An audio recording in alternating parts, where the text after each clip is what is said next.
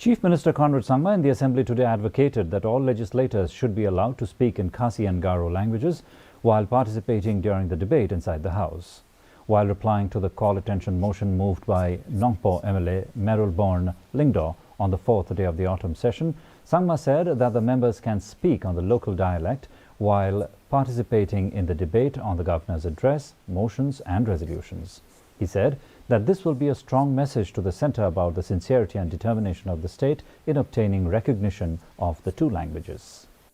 Because of the advantages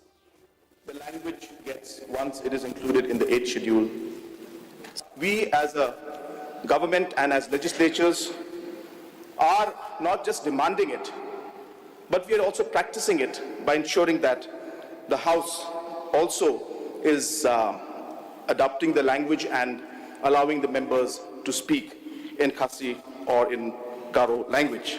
Filmmaking, music, songs, literature, all these different activities where we can promote our language should be taken up. Prime Minister Modi and